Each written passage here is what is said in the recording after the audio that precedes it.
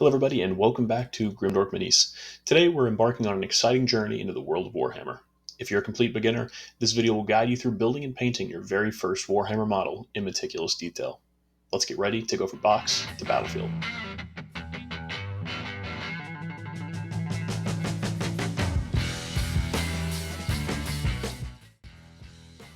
First, let's get familiar with what you'll need. Warhammer models come as kits in multiple pieces, so having the right tools and supplies is essential for a smooth experience. To remove models from the sprues, we're going to need plastic cutters or sprue cutters. My recommendation here is to look for ones with a thin and sharp. Next on the list is our adhesive. For plastic kits, we want to use plastic glue rather than something like super glue. In my experience, the best tool for the job is going to be Tamiya Extra Thin Cement. To scrape away our mold lines and also any leftover sprue connections, my preferred tool is going to be a hobby knife. When you get one, just make sure to stock up on plenty of blades. For painting, we want to have a few different size brushes. I typically work with a size 2, size 1, and occasionally a size 0.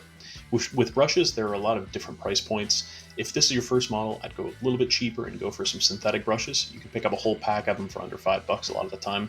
Make sure you see this is something you enjoy, and then if you do, I would probably recommend to go in for some more expensive sable hair brushes. I typically stick around the roughly $10 brush range. I feel like you get great quality for the price. And last but certainly not least, we've got paint. There are dozens of different hobby paint ranges out there that range from under $1 to over $10 per. While the 50-cent paints, they're definitely tempting, for a first-time painter, they're going to be tough to work with, especially for what we're doing. Their pigmentation isn't as strong, and you'll definitely take notice of that and see it while painting. I've seen plenty of people get frustrated by paints that just won't seem to cover over the primer, and it just takes coat after coat after coat to actually get a solid result. While I have seen some great results using craft store paints, they typically take a ton of effort to actually get that good result. Instead, I'd probably recommend the most accessible of the paint ranges, which is going to be Citadel. These were actually my first miniature paints, and for this tutorial, we will be using them exclusively. And now onto the modeling. Each Citadel kit is going to start with a sprue. Today, we're going to be building a Sword Brethren from the Black Templar. And you might be thinking to yourself, why are we not starting with just a basic Space Marine? I want you to think back to your first time in the hobby store. You've seen the coolest model on the shelf, you've grabbed it because the box art just looks so cool, and it's going to be the start of your army. Now, once again, go back to yourself and think, was that the generic Intercessor Space Marine? I sincerely doubt it. For so many beginner painters, they get a kit that they find is cool, and then it sits unused for ages because they decide it's either too tough or they aren't skilled enough to build and paint it right now. Through this video, I hope to help those beginners overcome that fear. So with our sprue cutters, we're going to take them as close to the model as we can on each connection point and try to make one good decisive cut through. We need to have sharp cutters for this, or we risk pulling and damaging the plastic underneath. At some points, you won't be able to get the entire connection off, but we'll clean that up in the next few steps. Now onto the cleaning the model. When models are cast, mold lines are created as the liquid plastic is trying to fight itself out of the mold. These typically are really thin lines that come off about 1 millimeter off the model. They aren't always obvious immediately, but especially once you primed them and painted them, they can become very, very obvious and can really hurt the final result of your model. These create raised edges where they shouldn't be, cooling of washes where they shouldn't be, and other unintended effects. To get these off, I'll typically take the edge of my hobby knife and gently scrape away at them, slowly kind of scratching them away and doing my best to avoid damaging the model underneath. Another way is going to be a filing stick or a sanding stick. Just gently rub it. You don't need to do much to get these off. You just want to make sure that they're fully off before you start painting. So some people also like to do this step once they have their model fully assembled. I don't really see why, but I prefer to do this prior to assembly.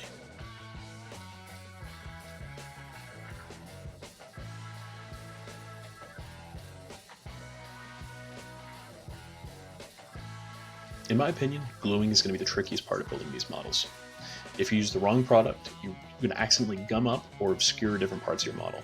So for this, I try my best to avoid using super glue and instead stick to plastic glue. Sometimes you will need that quick activation and quick drying time of super glue, but 90% of the time you can make do with plastic. Plastic glue works by bonding together the plastics and melting them together into one cohesive place. This gives you a lot more working time for posing than super glue, and also makes a super strong bond that is not easily broken. My preferred product for this is going to be Tamiya Extra Thin Cement. It has a little brush in the bottle that you can use to precisely place the amount that you want on the part that you want it. Just be careful, if you have too much on your brush, you can sometimes have this run into the recesses of your model and melt some of the detail down.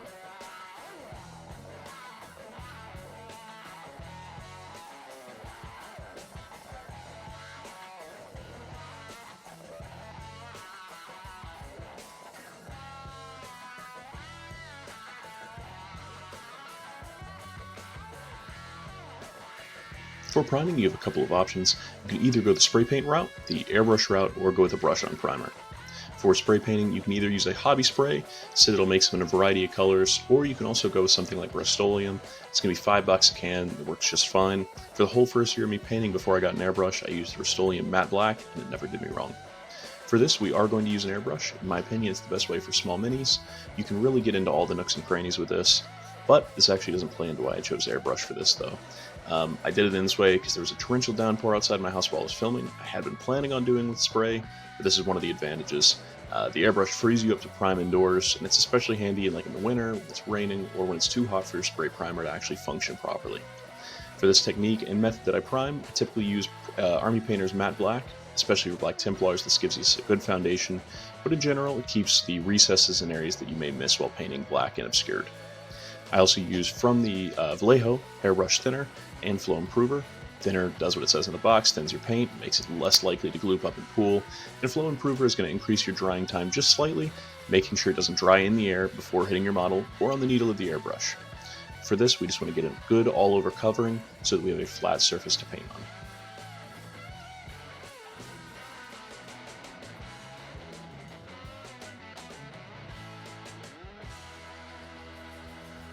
On to the painting. We're going to be painting our black armor first, and to do this in a quick, efficient way, we are going to use a dry brush. So dry brushing is a technique that I feel like doesn't get enough love. Especially for the new hobbyist, it's a great tool to show what edges need defining, which surfaces will draw in light. All around, it's just a great use. So how does it work? You want to get a little bit of paint onto the tip of your dry brush, making sure that the entire brush head has some across it. And then we'll go to either a paper towel, preferably a dry palette, which is just something with primed bits of texture. Brush it back and forth, wanting to make sure to get the majority of the paint off. And then with a smaller load of paint, we can gently drag it across the surface of our model on the areas that we want to actually paint, and it's going to deposit paint away from the recesses and highlight our raised edges for us. For this armor, I'm pushing our black into the blue spectrum. I feel that it makes it a bit more interesting to look at than going the gray route, so we're going to use Incubi Darkness to start off with.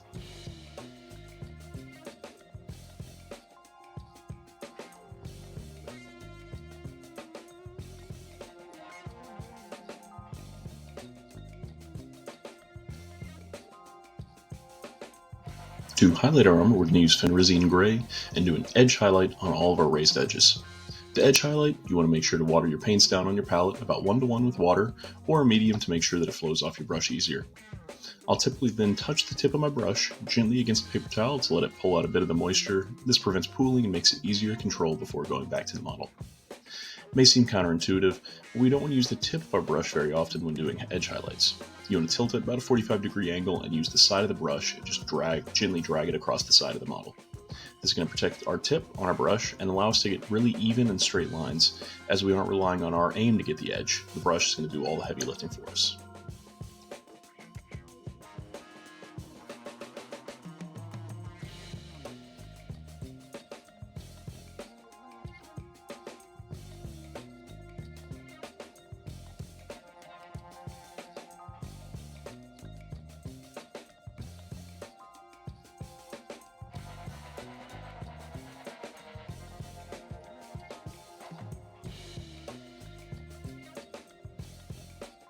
Now that we've gone bright, we do still have black armor, so let's pull it back in and blend everything together. For this, we're going to do a wash of Nuln Oil, and the biggest thing when doing washes is that it seems really easy just to slop it on and call it a day. Instead of this, I recommend exercising some caution to that approach. When you're loading your brush, make sure to get just enough that it doesn't form a bubble on it. When you do it, you'll see it'll form like a whole line of black just on your brush. And if you do that, when you touch it to your model, it's going to go everywhere and you're going to have no control over it.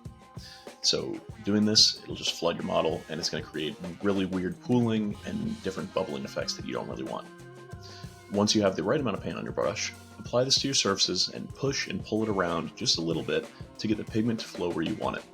Remember, washes are not a magical product. All that they do is flow with gravity. So if you aren't careful, you can get a wash that flows and pools in areas that you don't want it, as well if you're not paying attention to it. For our tan cloak, we're going to do this without a wash, so let's start with our shadow color. For this, it'll be XV88, and when working in layers, we want to go for opacity. So to get a full coverage, I had to go back over this twice to achieve our actual desired color. It might seem easier and faster to do this step undiluted and pull paint straight from the pot, but if you do that, you're going to create textures, and that you're going to lead yourself to having more cleanup down the line. So make sure to water this down about 1-to-1, just with a water or some sort of medium, and make sure that it flows off your brush evenly and gets a nice even coat.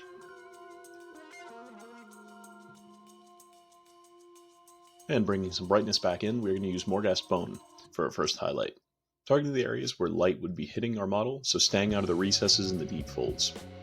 You can actually see that I made a mistake here, ended up adding too much water to my paint, and I made a droplet on the model.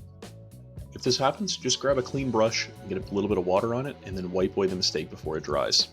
The other option there would be just to wait for it to dry and then paint over. Either way works, but either do it immediately or wait for it to fully dry, or else you can end up with some coffee staining or some other weird kind of pulls.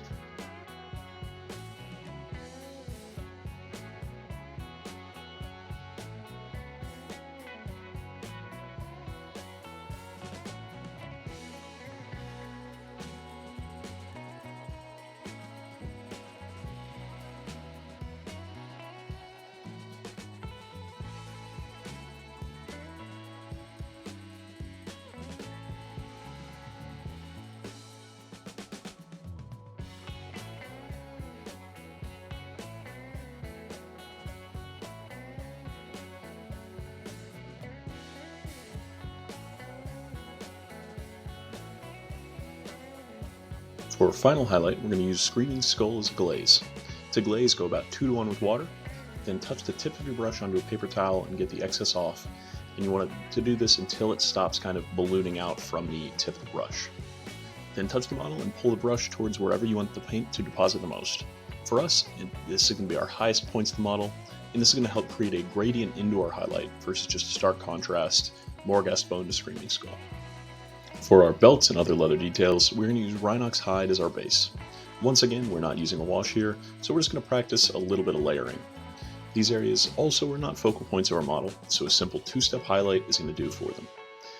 This is my normal approach for parts of the model that I don't want to put full effort into. That's the biggest thing of when going through models. Pick out what you really want to fully try on and what you're okay with just kind of being a detail. So for this, just a base and one brighter highlight's going to get the job done. For the highlighting and for the papers, we're going to use Doom Bull Brown.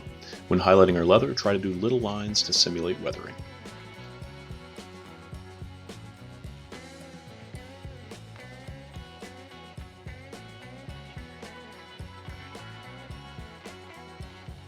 For our cloak, we're going to use Mephiston Red.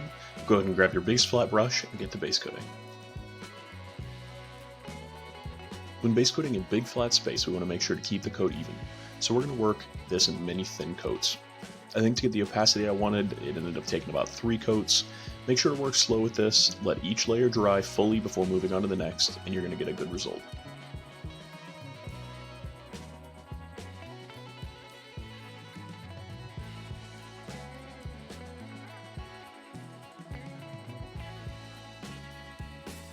For the first red highlight, we're going to use Evil Sun's Scarlet.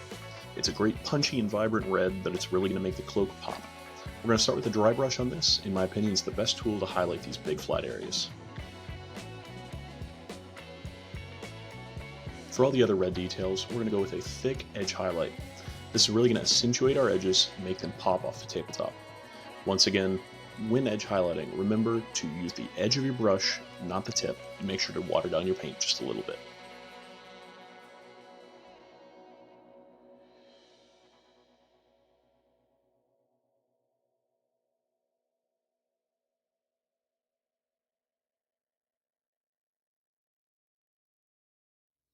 For our final red highlight, we are going to use Wild Rider Red.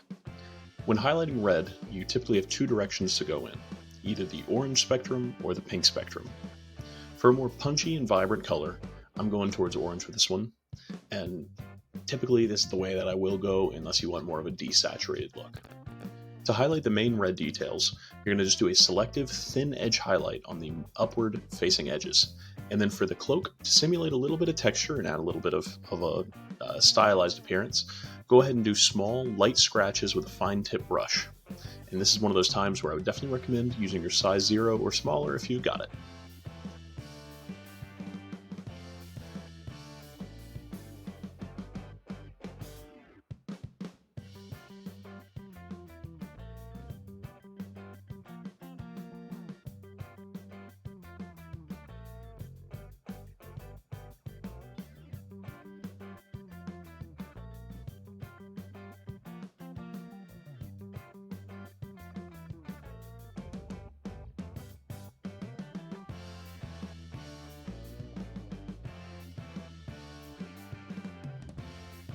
Base coating metallics is a tricky thing.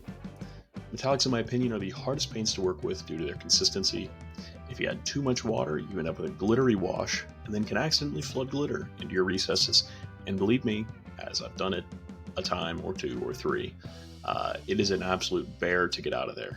Or you can also, on the flip side, not add enough water and end up with a gloopy, uneven mess. Once again, done that a time or two.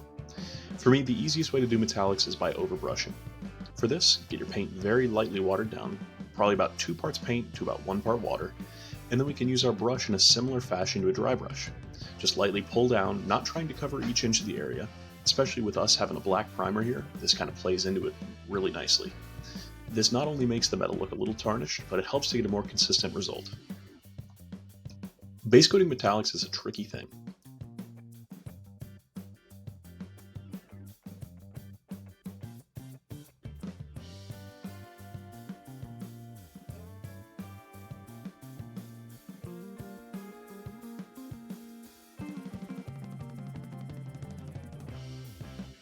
For our gold details, we're going to use Retributor armor, and also practice some more overbrushing like in the previous step.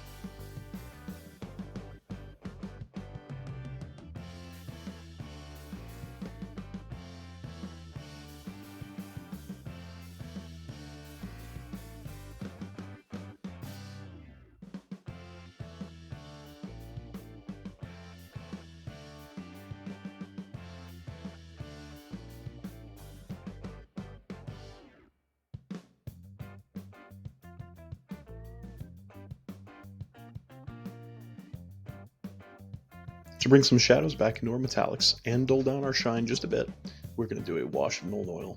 Some of the areas on this model, like the chains, you have to be really careful with. These areas are going to be really prone to pooling, and if you let that happen, you can end up with a messy result.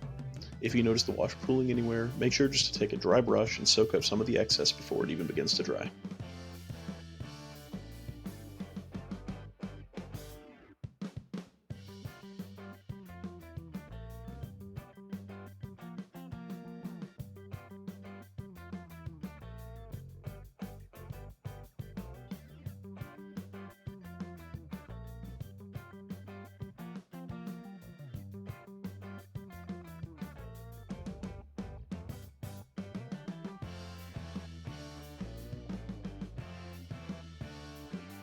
Now for our glowy bits. This is going to be for our plasma coil, power sword, and the lens. To set up the effect, we're going to base coat all of these details with white scar. It's going to create the base for our glowing effect.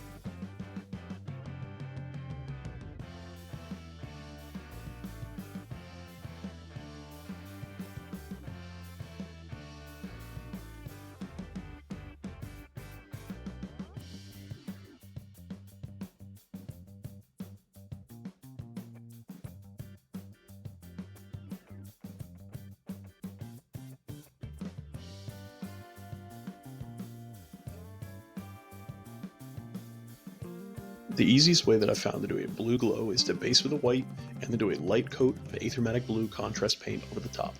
One light pass with this and it creates a good 5-minute glow effect. Just make sure to get into all the nooks and crannies of the glow.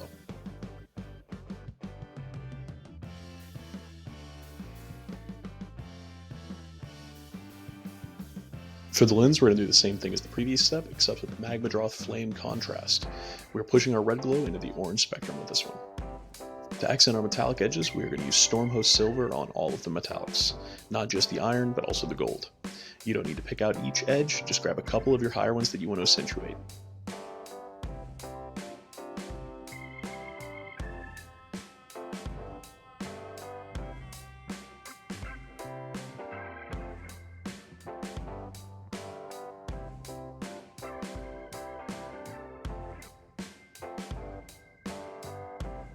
With our model completed, now we just have to base it. I'm going to take some Sterling Mud Technical Paint, I use a cheap metal dental tool for this to get into all the hard to reach areas in the base. Just make sure to get a nice even coating, but also have a couple little like raised edges, a couple little dips in there just to make a little bit of contrast.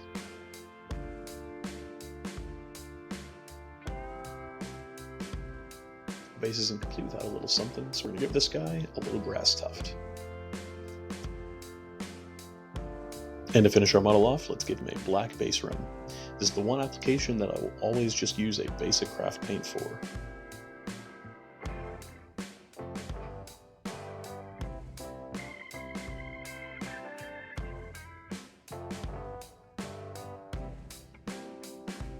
And there we have it, a model taken from the sprue, assembled and painted all in one go. I hope that this video gives any new hobbyists out there the push they need to get going and paint some minis. If you liked what you saw today, please make sure to join our community by subscribing and dropping a like. And if you have any other pressing questions, please let me know in the comments and I will do my best to get to them. Have a good one, guys, and I will catch you in the next one.